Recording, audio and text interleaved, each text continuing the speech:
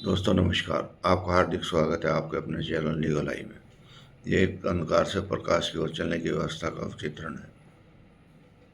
जब भी आदमी तरक्की चाहता है तो उसको सबसे पहले अपने मनोयोग से ये तय करना पड़ता है कि मैं चाहता क्या हूँ। फिर उसके लिए उसको टूल्स यूज करने होते हैं।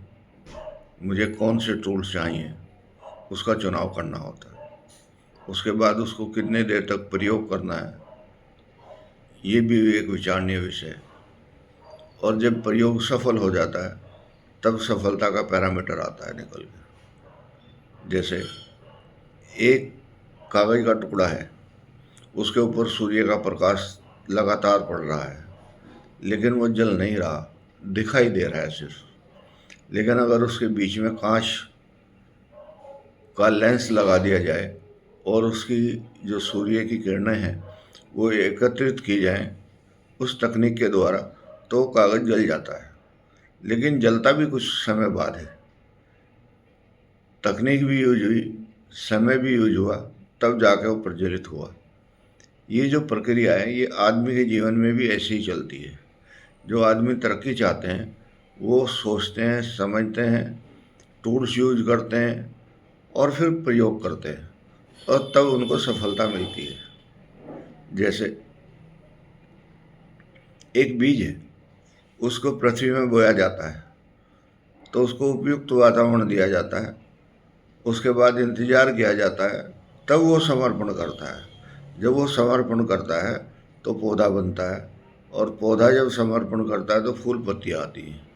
फूल पत्तियाँ आती हैं तो वो समर्पण करती हैं तो फल आता है।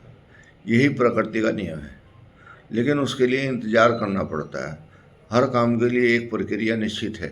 नेचर ने हर चीज़ के लिए एक तरीका बनाया है, उस तरीके के अनुसार ही आपको करना पड़ेगा। अगर आप उस तरीके से अलग निकलना चाहते हैं तो आपको सफलता नहीं मिलेगी। इसका मतलब ये हुआ कि आपको पहले नेचर को समझना पड़ेगा। समझने के बाद उसके लिए यथासंभव टूल्स यूज करने पड़ेंगे। फिर उन टूल्स का यथासंभव प्रयोग करना पड़ेगा और फिर इंतजार करना पड़ेगा उसकी सफलता के रिजल्ट आने के लिए। क्योंकि हर चीज़ एक नियमानुसार चलती है। उस नियम को तोड़ के आप कहीं भी कोई भी अचीवमेंट नहीं ले सकते। और जीवन का यही मूल सिद्धांत है। जिसने प्रकृति को समझा, अध्ययन किया, प्रकृति से प्रार्थना की, समर्पण किया, उसने युक्ति युक्त रूप से कोई आविष्कार किया। आविष्कार कोई ऐसी चीज़ नहीं है जो उसने बाहर से उठाई और आपको दे दी। आविष्कार तो अपने अंदर जो ये लेबोरेटरी है उसके अंदर से ही किसी भी एक अणु को चेतन करना है। क्योंकि हमारे अंदर कितने अणु और परमाणु रखे हैं ये कोई नहीं जानता। लेकिन ये अनुमानित हम मान सकते हैं कि जब भी हम किसी अपनी घटना को याद करते हैं तो उसकी पिछली रिकॉर्डिंग हमारे दिमाग में आ जाती है या उससे संबंधित जो विचार हैं वो आते हैं। इसका मतलब संस्कार कहीं ना कहीं रुके हुए हैं। उन संस्कारों को पढ़ने की जो प्रक्रिया है वो आम आदमी नहीं जानता।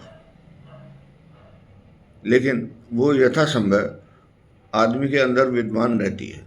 जब भी आदमी कोई कार्य करता है, ऑटोनोमस बॉडी होने के नाते इसमें वो चीज़ें रिकॉर्ड हो जाती हैं और जो चीज़ें इसमें रिकॉर्ड हो जाती हैं वो फिर कालांतर में उसका पीछा नहीं छोड़ती। अब उनको यूज करना है या उनसे दुखी होना है ये आप पे निर्भर है। अगर आप उनको यूज करना चाहते हैं तो आप यूज करें, नहीं करना चाहते तो दुखी हों। लेकिन इससे भी एक बढ़िया तरीका है कि जो बीत गया उसको परमात्मा के अधीन समझ के छोड़ दें और शांत हो जाएं और फिर प्रयत्न करें कि हमें जीवन में कोई अच्छा काम करना है तो उसके लिए परमात्मा हमें कोई अच्छा विचार दे। क्योंकि बिना विचार के ये दुनिया चलनी मुश्किल है। जब तक विचार नहीं होगा तब तक दिमाग काम नहीं करेगा। दिमाग काम नहीं करेगा तो आप टूल्स नहीं ढूंढोगे, टूल्स ढूंढोगे नहीं, उनका प्रयोग नहीं करोगे, प्रयोग नहीं करेगा तो सफलता नहीं मिलेगी। इसलिए अपने मस्तिष्क को चेतन रखें, परमात्मा का ध्यान करें और अपनी तरक्की के लिए या जो भी इच्छित पदार्थ आप चाहते हैं उसका पूरा मूल्यांकन करें। समाज की सेवा करें या अपनी सेवा करें। इसके लिए इस शरीर को साधें, मन को साधें और प्रकृति को साध के ये कुछ आविष्कार करें। नमस्कार।